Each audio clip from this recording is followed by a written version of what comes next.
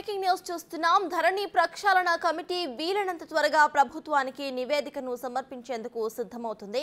అందులో భాగంగానే వరుస సమావేశాలను నిర్వహిస్తోంది.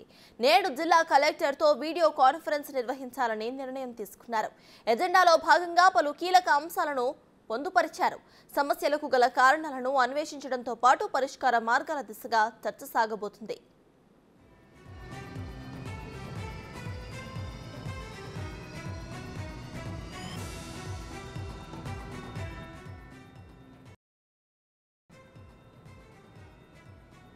ధరణిలో పెండింగ్ అప్లికేషన్లకు గల కారణాలతో పాటు పరిష్కార మార్గాలను కలెక్టర్తో కమిటీ చర్చించబోతుంది. నిషేధిత జాబితా అభ్యంతరాలపై క్షేత్రస్థాయిలో ఎదుర్కొంటున్న అనుభవాలను కూడా తెలుసుకుంటారు.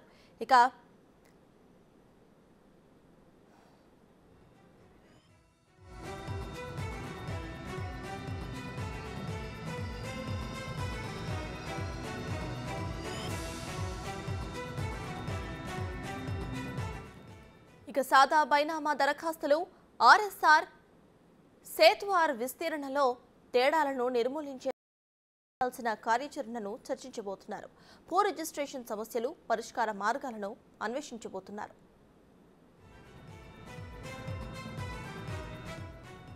గిరిజన ప్రాంతాల్లోని భూములు, ఎండోన్మెంట్, వక్ఫ్ భూములు విషయంలో ఎదురవుతున్న సమస్యలతో పాటు పరిరక్షణకు కూడా తీసుకోవాల్సిన చర్యలను చర్చించబోతున్నారు.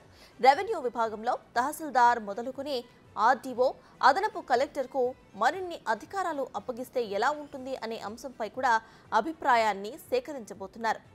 అవసరమైతే ఆర్ఓఆర్ చట్టానికి సవరణ చేయాలనే ఆలోచనలు కూడా ఉన్నట్టు తెలుస్తుంది. ఇక చివరి లడాక్ ల్యాండ్ ట్రిబ్యునల్ ద్వారా కేసులు పరిష్కారానికి ఉన్న మార్గాలపై సమావేశంలో చర్చిస్తామని కమిటీ వెల్లడించింది.